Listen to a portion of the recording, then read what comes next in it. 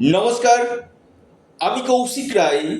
সকল দর্শক বন্ধুকে আন্তরিক অভিনন্দন, শুভেচ্ছা জানাই। মেষ রাশি এপ্রিল 2026 কেমন যাবে? মেষ রাশির মাসিক রাশিফল এটি। আপনাদের কর্ম, ভাগ্য, স্বাস্থ্য, প্রেম, শিক্ষা, বিজনেস কেমন যেতে চলেছে, নবগ্রহ কি রেজাল্ট দিতে চলেছে, আমি বিস্তারিত আলোচনা করব। দেখুন, কেউ কেউ কমেন্ট করছেন হোয়াটসঅ্যাপে যে কৌশিকদা আপনি যেটা বলছেন আমার সাথে মিলছে না।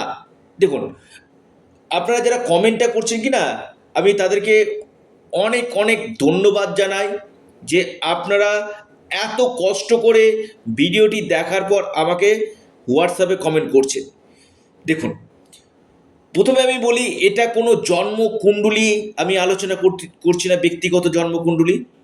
এটা বর্তমান গ্রহের ট্রানজিটের উপর এই ফলাদেশ আমি করতে চলেছি।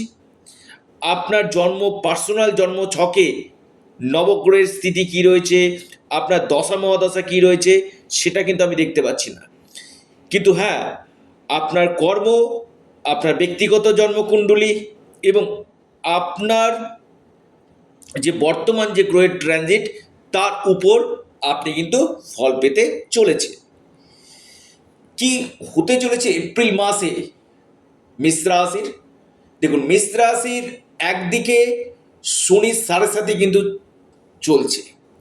শনি আপনার দ্বাদশ গৃহে রয়েছে এবং আপনার রাশির অধিপতি মঙ্গল দ্বাদশ গৃহে অবস্থান করবে এবং রবির সাথে।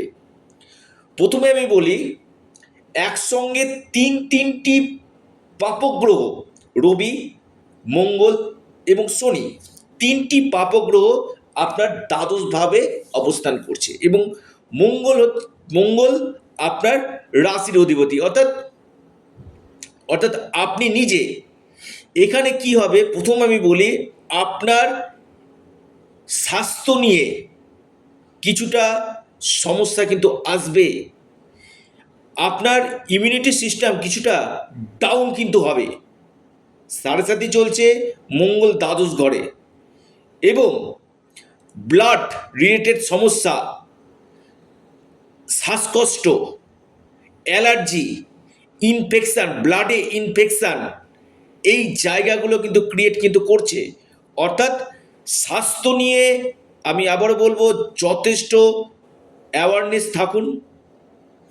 পাশাপাশি দ্বাদশভাবে শনি মঙ্গলের অবস্থান বড় ধরনের দুর্ঘটনা, অ্যাক্সিডেন্টের যোগ কিন্তু দেখাচ্ছে। অর্থাৎ দূরযাত্রা, দূর ভ্রমণ এই সময়টা এড়িয়ে চলুন। রাস্তাঘাটে চললেও সাবধানে চলাফেরা করুন, অর্থাৎ চোট আঘাত লাগার সম্ভাবনা কিন্তু রয়েছে মেষ রাশি। অর্থাৎ এটা গেল আপনাদের স্বাস্থ্য। এবার আসি আপনাদের ভাগ্য। দেখুন, আপনাদের ভাগ্যপতিকে দেবগুরু বৃহস্পতি থার্ড হাউসে অবস্থান করছে, সপ্তম দৃষ্টি দিয়ে আপনার ভাগ্যভাবকে দেখছে, এবং শনি দেখুন দশম দৃষ্টি দিয়ে আবার আপনার ভাগ্যভাবকে দেখছে। অর্থাৎ একসঙ্গে দুটি গ্রহের দৃষ্টি কিন্তু আপনার নবমভাবে পড়ছে। এটা কি হবে? এখানে কিন্তু আমি বলবো, বিশেষ করে বৃহস্পতি আপনাকে বেটার রেজাল্ট দিতে চাইবে, কিন্তু শনির যে জায়গাটা দৃষ্টি পড়ছে সেখানে যে কোনো ক্ষেত্রে ধীর গতি হয়ে যাওয়া, ভাগ্যক্ষেত্রে কিছু বিড়ম্বনা, অবস্ট্রাকশন তৈরি হওয়া, বাধা তৈরি হওয়ার সম্ভাবনা রয়েছে। যদিও বৃহস্পতি কিছুটা ম্যানেজ করে নেবে, তবে আমি বলবো 2রা জুনের পর থেকে আরও বেটার হতে চলেছে আপনার ভাগ্য। ওভারঅল আমি বলবো আপনার ভাগ্যক্ষেত্রে যথেষ্ট ভালো। যেহেতু বৃহস্পতি দৃষ্টি দিচ্ছে, আপনারা যারা ইনভেস্টমেন্ট করতে চাইছেন, আপনি যে কোনো ক্ষেত্রে, আপনি প্রপার্টি হতে পারে, আপনি গোল্ডে হতে পারে, আপনি স্টক মার্কেট, ট্রেডিং, এই সকল সেক্টরে যারা ইনভেস্টমেন্ট করতে চাইছেন, মার্গী বৃহস্পতির দৃষ্টি আপনার ভাগ্য হবে। এই সময়টা আপনাদের ইনভেস্টমেন্টের জন্য, আপনাদের ক্ষেত্রে কিন্তু শুভ কিন্তু রয়েছে। এবং এর পাশাপাশি পৈতৃক সূত্রে কোনো প্রপার্টি লাভের সম্ভাবনা দেখা যাচ্ছে। থার্ড হাউসে বৃহস্পতি অবস্থান করছে, সরাসরি আপনার সপ্তম ভাবকে দেখছে। দেখুন, এবার আসি আপনাদের বৈবাহিক জীবন। এবং শুক্র সরাসরি আপনার রাশিতে অবস্থান করছে, সরাসরি আপনার সপ্তম ভাবকে দেখছে। এবং 19শে এপ্রিল আবার শুক্র এক্সল্টেড পজিশনে সক্ষেত্রিক হচ্ছে দ্বিতীয়ভাবে। আমি একটি কথা আপনাদেরকে বলি, বৈবাহিক জীবন অতি সর্বশ্রেষ্ঠ হতে চলে, যেখানে দেবগুরু এবং দৈত্যগুরু দুটি দৃষ্টি কিন্তু আপনার সপ্তম হাউসে পড়ছে। অর্থাৎ বৈবাহিক জীবনে আপনার যথেষ্ট বেটার রেজাল্ট আপনাকে দেবে। আপনার লাইফ পার্টনারের কেরিয়ারের ক্ষেত্রে কিছুটা উন্নতি এই সময় দেখা যাচ্ছে। এর সাথে সাথে ডেইলি ইনকাম কাজের সঙ্গে যারা যুক্ত রয়েছেন তারা কিন্তু বেস্ট রেজাল্ট পেতে কিন্তু চলেছে।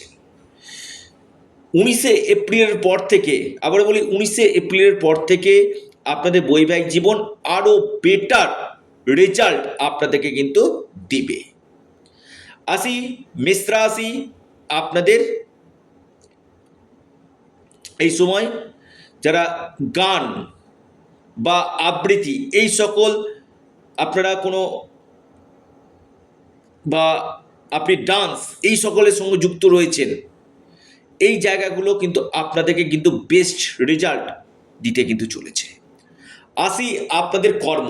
দেখুন, কর্মপতিকে শনি, শনি কোথায় অবস্থান করছে? দ্বাদশ গৃহে, অর্থাৎ স্ট্রাগল করাবে কর্মক্ষেত্রে, আপনাদেরকে কিন্তু যথেষ্ট পরিশ্রম করাবে। সাড়ে চলছে, অর্থাৎ আপনি যেমন কর্ম করেছেন তার রেজাল্ট দিবে। অর্থাৎ আপনি ধরুন ভালো কর্ম করেছেন, তার রেজাল্ট আপনি পাবেন। শনি দ্বাদশভাবে অবস্থান করছে আপনাদের কর্মক্ষেত্রে। বেশ কিছু ক্ষেত্রে যেখানে আপনি কাজ করছেন সেখানে শত্রুতার পরিবেশ তৈরি হবে। মঙ্গলের সঙ্গে শনি এখানে ডিফিকাল্টিগুলো তৈরি করবে। আপনার মাঝে মাঝে এনার্জি কমবে, আপনার কাজের ক্ষেত্রে এনার্জি লস হবে, বা আপনি কোনো কোনো ক্ষেত্রে কাজ ছেড়ে দিতে পারেন, এরকম একটা পরিস্থিতি আসতে পারে। কর্মচ্যুতি হওয়ার সম্ভাবনা কিন্তু রয়েছে। এটা ভয় দেখানো নয়, কারণ শনি মঙ্গলের কম্বিনেশন মোটেও কিন্তু শুভ নয়। তবে এমএনসি কোম্পানিতে যারা চাকরি করছেন, আপনি মেষ রাশির মানুষ, আপনার ক্ষেত্রে কিন্তু বেস্ট রেজাল্ট এই সময় কিন্তু দিতে চলেছে। অর্থাৎ আপনি কোনো মাল্টি ন্যাশনাল কোম্পানিতে রয়েছেন, এই জায়গাগুলো ভালো। বা আপনি এই সময় টেকনিক্যাল ফিল্ডে, আপনি আইটি সেক্টরে, আপনি কোনো জ্ঞানমূলক কাজের সঙ্গে যুক্ত রয়েছেন, বা ম্যানেজমেন্ট রিলেটেড কাজগুলো করছেন, এই জায়গাগুলো কিন্তু মেষ রাশির ক্ষেত্রে যথেষ্ট ভালো।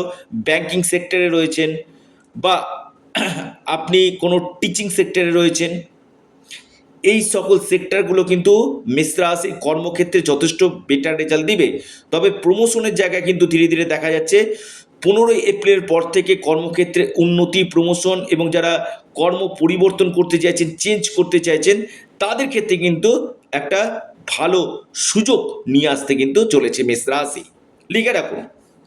আসি আপনাদের বিজনেস। দেখুন, ব্যবসা আমি বলবো যথেষ্ট বেটার আছে, ব্যবসা নিয়ে খুব একটা সমস্যা নেই।